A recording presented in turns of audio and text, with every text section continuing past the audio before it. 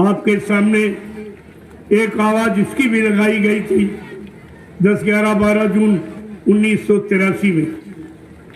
ये टाट बोरा फकीरी भेष बच्चा मेरे आदेश से धारण कर। ये परिवर्तन की निशानी है और हर युग की कहानी, हर युग में ये रही है। जब आप उसे नहीं समझ पाए, नहीं धारण कर पाए, जो धारण किए परीक्षा में वो भी नहीं ठीक पाए, तमाम ने उतार के फेंक दिया और पैरे घूम रहे और कहते कि वो महापुरुष खत्म हो गए। इनको ये भी शर्म नहीं आ रही, जिसके आदेश पर टाट बोरा पहना उसी के लिए कह रहे हो मर के चले गए, तो फिर इसको पहरे क्यों? अरे किसके आदेश पर? तुमने गुरु के आदेश पर पहरा, माँ बाप के आदेश पर, भाई पत्नी के आदेश पर नहीं पहरा था, गुरु के आदेश पर तुमने पहरा।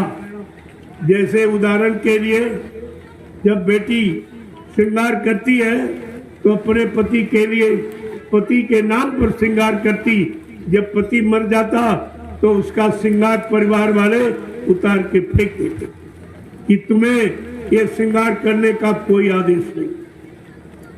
आज जो लोग कह रहे हैं बाबा जी मर गए और टाट बोरा पहने घूम रहे, उनको उसी विधवा स्त्री की तरह टाट बोरा उतार के फेंक देना चाहिए। ये तुम्हारे लिए शोभा नहीं देता। जिस गुरु ने पहराया और कहते गुरु मर गया तो तुमको टाट बोरा पहनने का कोई अधिकार नहीं, इसको उतार दीजिए। मैं आगे आने वाली ये भारत की जनता तुम्हारा टाट बोरा नोच के फेंक देगी और कहेगी तू भी झूठा, तेरा गुरु भी झूठा। तुम्हारी मर्यादा गुरु से है, तुमने गुरु की महिमा पर कलंक लगाया है, गुरु की गौरव गरिमा तुमने समाप्त कर दी है, इसलिए तुम ये फकीरी भेष पहनने का तुमको अधिकार नहीं है। इसे उतार दीजिए हमारी प्रार्थना पर। जो ये कह रहे हैं कि बाबा जी चले गए और टाट बोरा पहने घूमे, इनको शर्म भी नहीं आती। जिसने पहराया तो क्या तुम पहरे पहरे बन के चले जाओ? तो टाट पहनने का मतलब क्या? बाबा जी ने तो कहा मैं टाट का इतिहास बनाऊंगा, टाट की पूजा कराऊंगा, तो तुम कहते हो मर के चले गए। तो टाट का इतिहास कौन बनाएगा? टाट की पूजा कौन कराएगा? ये तो गुरु के वचन आपको याद रखने ही चाहिए। टाट पहने घूम रहे हो तो याद कुछ एक भी वचन इनको नहीं मानो, इनका पहना सब निरर्थक। ये टाट नहीं पहना, गुरु आदेश पहना। टाट बोरा तो कोई पहन सकता, लेकिन आदेश किसने माना, आदेश किसने पहना है?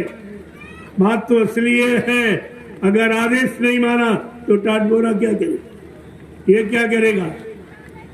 महिमा तो आदेश पालन की।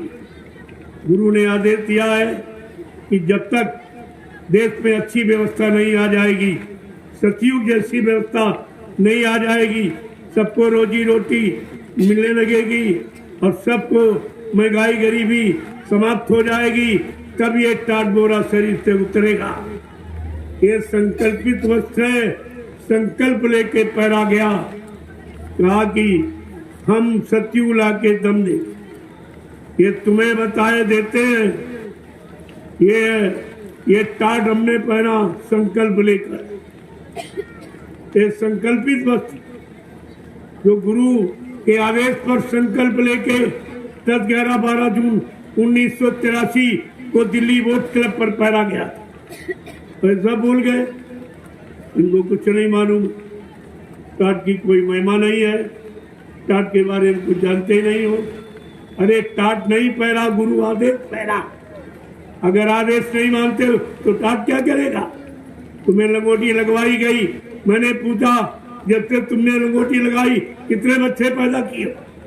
फैक्टर लंगोटी लगाने का मतलब ही क्या था? वो तो संयम की निशानी है और संयम की लगाम है, कुछ नहीं, कोई भी काम नहीं किया। ये बोरा बोरा कुछ नहीं करेगा। अगर आपने संकल्प नहीं लिया, तपस्या था बच्चा, मैंने टाट तपस्या के लिए पहनाया, तो तपस्या में क्या क्या आया था? तपस्या आशाएं, इच्छाएं, वासनाएं, कामनाएं इनको थपा माने, जला देना, खत्म कर देना, हटा देना, इसको कहते तपस्या।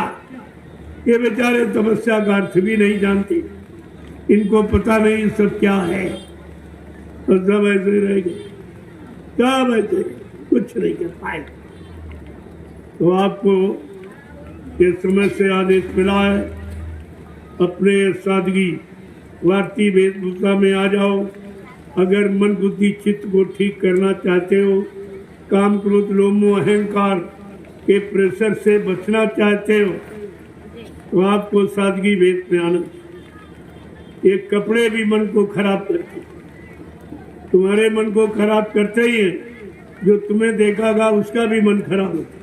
तुम दो नुकसान करते हो, अपना मन खराब करते हो, दूसरों का खराब करते हो, ये डबल अपराध आप करते हो। इसलिए भारतीय वेशभूषा में आ जाइए। हमारी प्रार्थना है संत मत के समस्त प्रेमियों, हिंदुस्तान के जितने संत मत में रहने वाले प्रेमी, आज ये समय भारतीय वेशभूषा धारण करने का, भारतीय खान पान जो सीजनल अनाज और सीजनल दालें और सीजनल सब्जियां, फल फूल मेवे, दूध मक्खन मलाई घी, इस भोजन को करने का समय है। अगर बीमारी महामारी लड़ाई झगड़े से आप बचना चाहते हो, आप चरित्रवान यानी मतलब बनना चाहते हो, तो आपको ये सब करना पड़ेगा, ये सब आपको करना पड़ेगा। तो आप भारतीय वेशभूषा में आ जाइए। हमारे भारत की पहचान है कुर्ता धोती, कमीज पैजामा, टोपी और लुंगी, ये पहचान है। इसको आप धारण करिए, देखिए शरीर को कितना लाभ मिलता है, तुम्हारा मन कितना शांत होता है, विकारों में कभी नहीं जाएगा, इधर उधर कभी नहीं भगेगा, भोगों की तलाश कभी नहीं करेगा। इतना लाभ तो इसका। दूसरा है भारतीय खान पान। तुम्हारे 3 भोजन है, 3 आहार, सतोगुणी, तमोगुणी और रजोगुणी। जब तमोगुणी आहार करोगे, तामसी, मिर्च मसाला, चटपटे, तो फिर तुम हिंसा करोगे, मारपीट करोगे, गाली गलौज करोगे, तरह तरह से लूटपाट, हिंसा यानी ये सब काम आप करो। ये तामसी आहार का गुण है। और रजोगुणी आहार करोगे तो भोगी विलासी, कामी बन जाओगे, और मतलब यानी माँ बहन बेटी कुछ नहीं समझ में आएगी, बिल्कुल काम तुमको अंधा कर देगा और पाप में एकदम डुबो देगा। और सतोगुणी आहार जो कुदरत ने तुम्हें सत्य पथ पर चलाने के लिए, सच्चिदानंद प्राप्त करने के लिए, जीवात्मा को सतलोक सचखंड जाने के लिए ये सद्गुणी आहार तैयार। आप इसका सेवन करें तो देख लीजिए ये सब काम सब तुम्हारे पास है। केवल करना आप भूल गए हो, करनी सुधार लो तो सब तुम्हारा ठीक हो जाए। कहीं से कुछ लाना नहीं, सब तुम्हारे अंदर है। लेकिन अब जब आप कोई बात सुनते ही नहीं हो, अच्छी बात मानते नहीं हो, तो भी भ्रमित तो आप हो जाओ। जब इसमें लोग आके भ्रमित हो गए, टाट बोरा पहनकर भ्रमित हो गए, गुरु के वचन नहीं मान पाए, आदेश का पालन नहीं कर पाए, तो फिर और लोगों की तो बातें